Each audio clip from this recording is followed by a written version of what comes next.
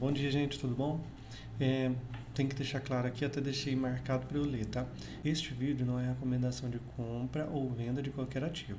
Ele tem caráter exclusivamente educativo e reflete minha opinião pessoal, em vista de forma consciente e, em caso de dúvida, procure orientação de um profissional certificado, ok? Dito isso, vamos começar. Tem um vídeo que eu achei interessante, que é um pouco da base do meu racional para investimento 100% em FII.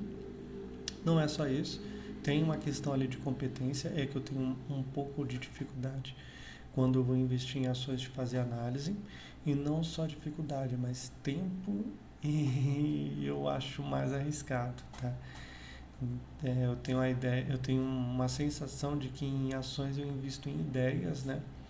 Em empresas, que ela tem empresas consolidadas ali e tal, mas que tem um risco ali, né? Inerente ao negócio. E enquanto nos FIIs eu sinto que o risco é bem menor, porque são ativos é, geralmente da economia real ou são lastreados em economia real, né? Vamos lá, vamos ver essa parte do vídeo. Ele faz um pouco a comparação entre IFIX, Bovespa. Eu achei bem interessante, tá? Vamos ver o vídeo, depois eu comento um pouquinho mais. Hoje eu vou mostrar a minha carteira, né?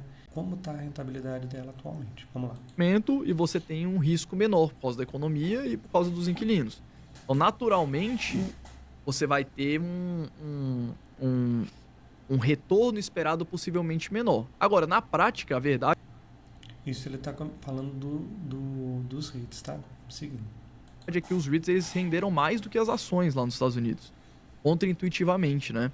Se você for pegar o índice de equity REITs, que são os REITs que investem em imóveis físicos, né, seriam os REITs de tijolo, da década de 70, quando criaram o índice até hoje, eles tiveram uma rentabilidade de 12% ao ano em dólar. Fora os dividendos. Não, já com os Ah, já com os dividendos. dividendos, Já com os tá. dividendos. O S&P 500 ficou algo perto de 9%. Então, o índice de REITs de tijolo contra o índice do S&P 500 das empresas, o REIT performou 3% ao ano a mais. É uma diferença muito grande. E praticamente com a mesma volatilidade, com o mesmo risco. Então, é um ponto interessante também de pensar. As pessoas acham que às vezes investir em imóvel é uma coisa morosa, coisa que não tem crescimento. Mas na prática, né, esse pode ser um dos motivos pelos quais esses ativos estejam sempre subavaliados. Se eu vou pegar o IFIX contra o Ibovespa, desde que o IFIX foi criado em 2012, o IFIX, que é o índice de FIIs, performou melhor que o Ibovespa. Será que os investidores eles estão constantemente subestimando a capacidade desses ativos performarem bem? E Faz por sentido. isso eles estão constantemente sendo negociados por um preço possivelmente menor do que eles deveriam valer? Entende? Ok? Eu acho bem legal porque quando você faz essa comparação entre o IFIX e o Ibovespa, realmente o IFIX ele ganha. Os dois consideram reinvestimentos e dividendos e tudo mais, e proventos, JSP e tudo mais. O que eu acho legal pontuar também, tá? É que, em tese, o potencial de crescimento, ou melhor, de valorização de uma ação é maior do que o potencial de valorização ali do IFIX. Isso eu acho que é bem assim visível. Então, se você escolher boas empresas consolidadas, durante um tempo considerável, é possível que você tenha um retorno interessante, no mínimo, né? Interessante no mínimo, um retorno assim, bom, tá? Agora, o difícil que eu acho é você escolher essas boas empresas. E é por isso que, na média, essa é uma das explicações, o IFIX ele costuma bater as ações. Porque, embora ela não tenha crescimento, a maioria deles anda parecido. Né? É muito difícil você encontrar um FII que faliu, que virou pó, alguma coisa nesse sentido. Existem alguns fundos de papéis que a gente já sabe que teve problema. Existe fundo monoativo também que enfrentou e enfrenta ainda problemas. Mas, de modo geral, você encontra fundo de investimento que oscila, mas ele continua ali com o seu patrimônio preservado. Tem até uma série do Dicionário Investidor, onde ele fala fundos de investimento que deram problema. E aí ele fala sobre vários. Eu vou trazer depois um pouquinho, comentar, né?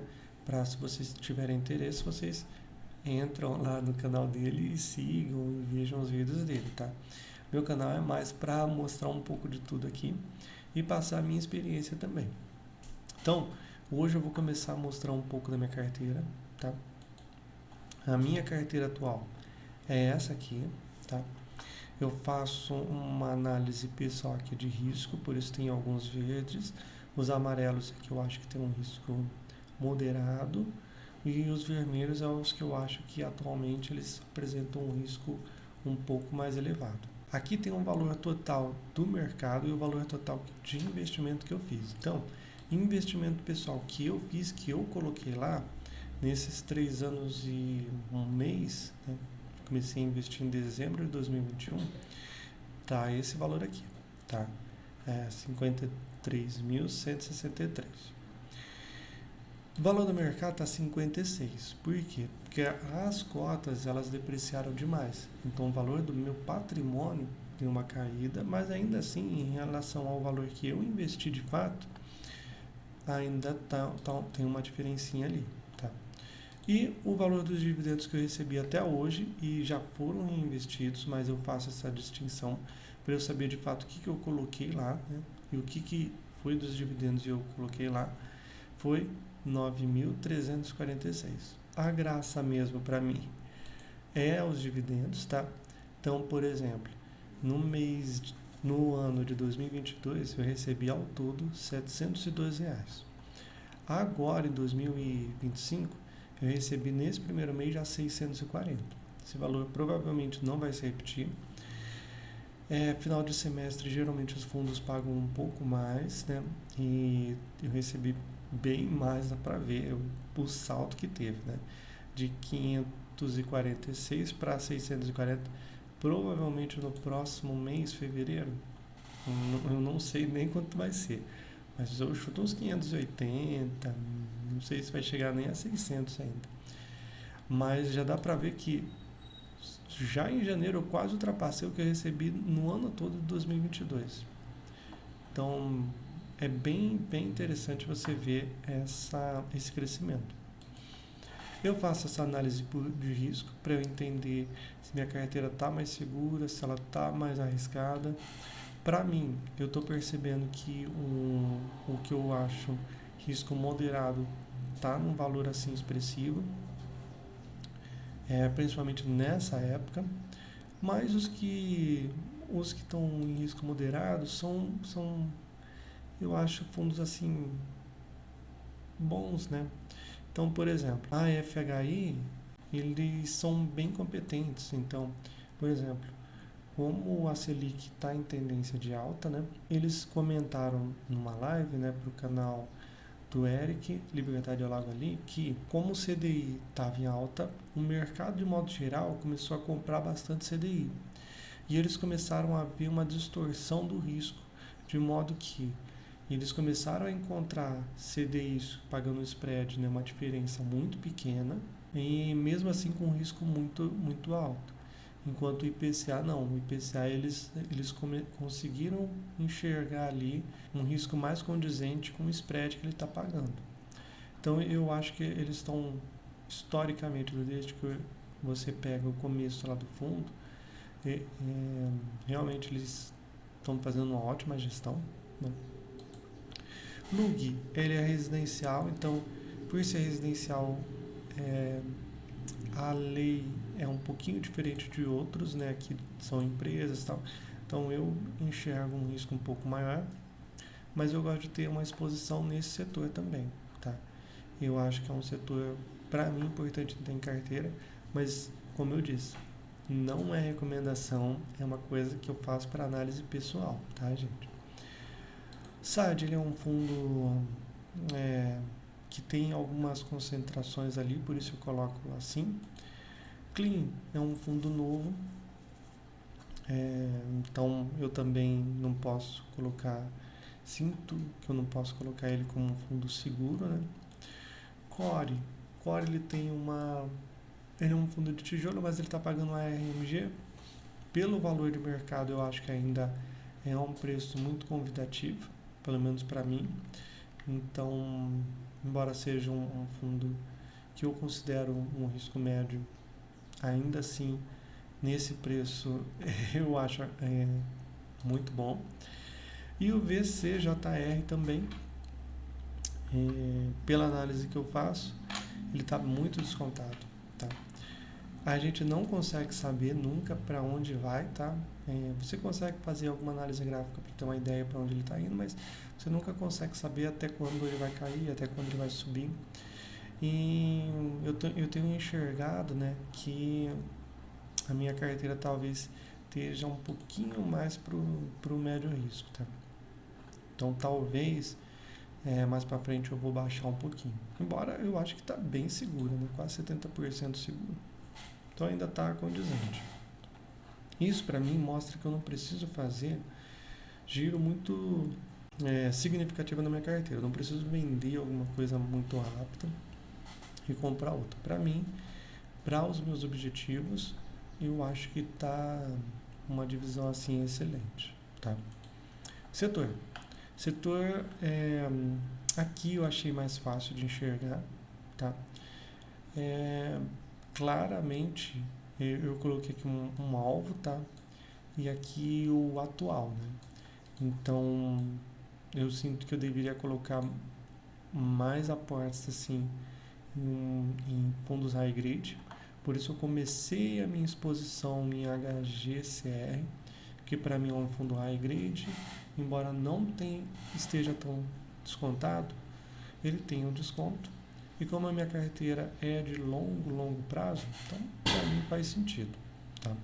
O resto eu acho que está bem assim, já está assim com a diversificação interessante.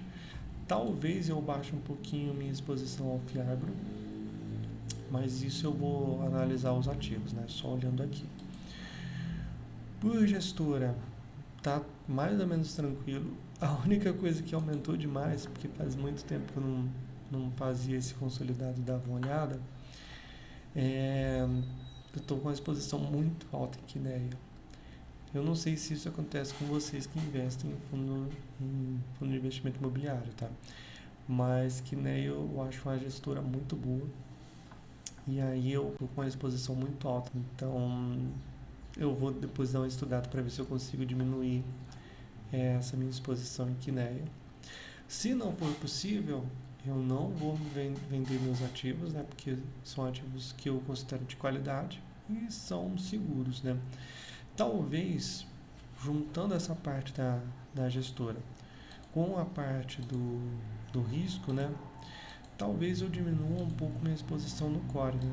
Embora seja pouca, mas talvez seja interessante, porque da Quineia mas é aguardar um pouquinho, né? Pra gente sentir para onde vai, né? E aí eu vou decidindo, tá?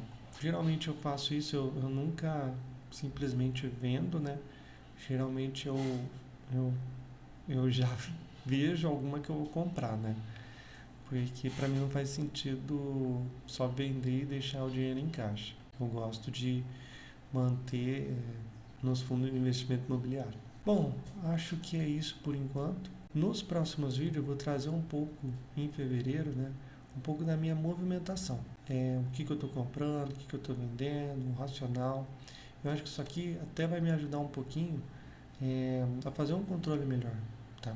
Para gravar esse vídeo, por exemplo, eu voltei a fazer tudo isso aqui e tem algumas coisas que estavam bem perdidas, essa análise de gestora, do setor também.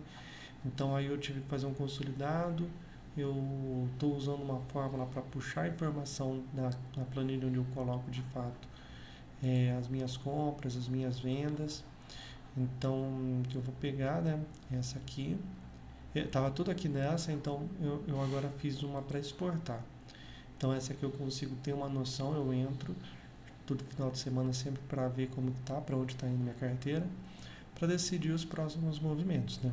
Geralmente eu não faço movimento muito abrupto de vender, zerar a posição tudo de modo rápido. Ou, por exemplo, saiu uma notícia, eu vou lá e vendo tudo. Geralmente eu analiso, vejo se faz sentido continuar ou não no fundo, se perdeu o fundamento ou não, e aí faço as movimentações. Tudo muito tranquilo, até porque eu não tenho tempo para ficar acompanhando. Então, o meu filtro maior é de entrar na carteira. Então, aí eu analiso o fundo, vejo como ele está, vejo se faz sentido para a composição da minha carteira, e aí eu compro. Uma vez comprando, geralmente eu vou vendo os que eu tenho menor exposição e que tem um desconto ali interessante e vou comprando. Tá? Por exemplo, o Risa Terrac, eu estou com a exposição muito elevada nele, então provavelmente eu vou segurar um pouquinho. TEP também, MOL também, então são fundos que têm uma exposição maior, provavelmente eu vou segurar um pouquinho a mão para depois eu ir comprando de novo. Vou provavelmente aumentar nos outros. Acho que é isso, gente. É um ótimo dia. Espero que traga reflexões positivas para todo mundo. E como sempre, não compre nenhum desses ativos que eu tenho em carteira só porque eu tenho em carteira. Eu não tenho competência técnica para indicar e nem quero que você faça isso, tá?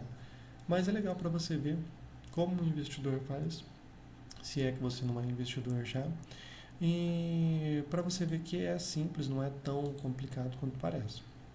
Essa carteira ela não foi construída da noite para o dia. Comecei com 2, 3 fundos, fui aumentando, fui diversificando, fui entendendo, fui modificando, e aí eu estou nessa fase aqui. Eu tenho certeza que daqui a uns anos eu vou olhar isso aqui e vou falar, meu Deus, como era ruim. Mas é assim que a gente vai fazendo. A gente vai melhorando com o tempo e mantendo a consistência, né? Bom, agora foi, gente. Deixa o like se você gostou.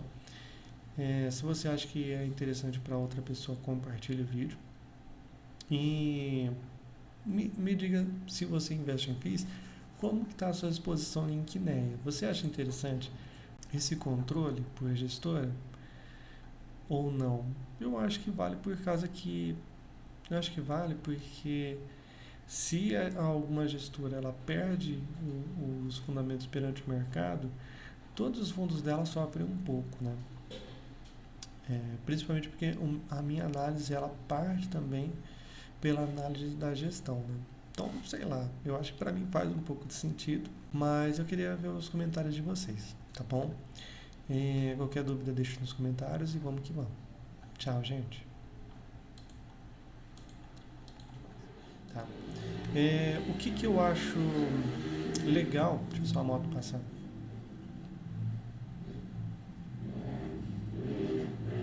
Então, ai, caraca. Vou voltar.